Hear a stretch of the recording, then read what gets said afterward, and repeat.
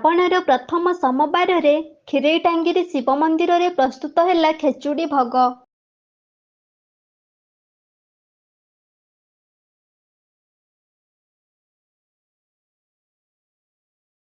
ଆଜି ଶ୍ରାବଣ ମାସର ପ୍ରଥମ ସୋମବାର।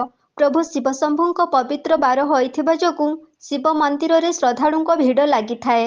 ସୋମବାରରେ ଶିବଙ୍କୁ ପୂଜା କରିଲେ ଶିବ ସନ୍ତୁଷ୍ଟ ହୋଇଥାନ୍ତି। ଆଉ ଶିବ ସନ୍ତୁଷ୍ଟ ହେଲେ ଶ୍ରଦ୍ଧାଳୁଙ୍କ ଜୀବନଯାତ୍ରା ସୁଖମୟ ହୋଇଥାଏ। ତେଣୁ ପ୍ରତି ଦୁଃଖ ବିପଦରେ ଶିବ ମନ୍ଦିରକୁ ପାଣି ଢାଳିବା ପାଇଁ ଲୋକମାନେ ଆସିଥାନ୍ତି।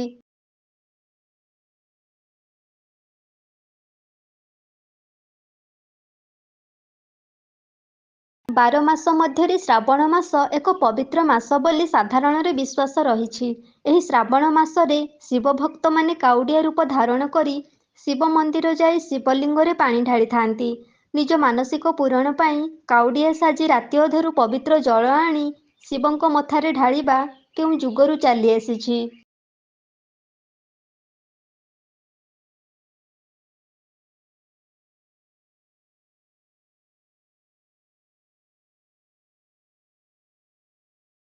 ସେମିତି କ୍ଷୀରେଇଟାଙ୍ଗିରି ଶିବ ମନ୍ଦିରକୁ ମଧ୍ୟ ଅନେକ କାଉଡ଼ିଆ ପାଣି ଆଣି ଶିବଙ୍କ ମଥାରେ ଢାଳିଥାନ୍ତି।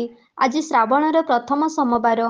କାଉଡ଼ିଆମାନେ ଶିବଙ୍କ ମଥାରେ ପାଣି ଢାଳି ମନ୍ଦିରରେ ପ୍ରସ୍ତୁତ ହୋଇଥିବା ଖେଚୁଡ଼ି ଭୋଗ ସେବନ କରିବାର ଦୃଶ୍ୟ ଦେଖିବାକୁ ମିଳିଛି। ପ୍ରଭୁ ଶିବଙ୍କ ମଥାରେ ପାଣି ଢାଳି ପ୍ରଭୁଙ୍କ ପ୍ରସାଦ ଖେଚୁଡ଼ି ଭୋଗ ସେବନ କରି ନିଜକୁ ଧନ୍ୟ ମନେ କରିଛନ୍ତି।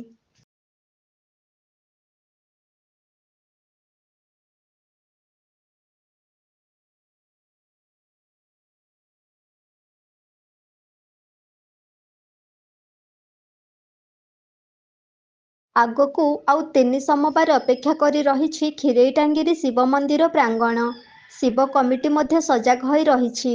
କାଉଡ଼ିଆମାନେ ଯେମିତି କୌଣସି ଅସୁବିଧାର ସମ୍ମୁଖୀନ ନ ହୁଅନ୍ତି, ସେଥିପାଇଁ ସମସ୍ତ ପ୍ରକାର ବ୍ୟବସ୍ଥା କ୍ଷୀରେଇଟାଙ୍ଗିରି ଶିବ କମିଟି ପ୍ରସ୍ତୁତ କରି ରଖିଛି।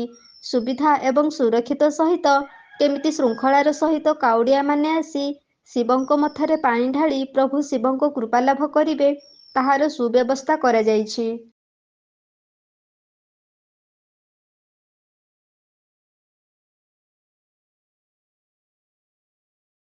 ପାଟଣାରୁ ଦେବାନନ୍ଦ ମହାନ୍ତଙ୍କ ରିପୋର୍ଟ, এবি ନ୍ୟୁଜ୍।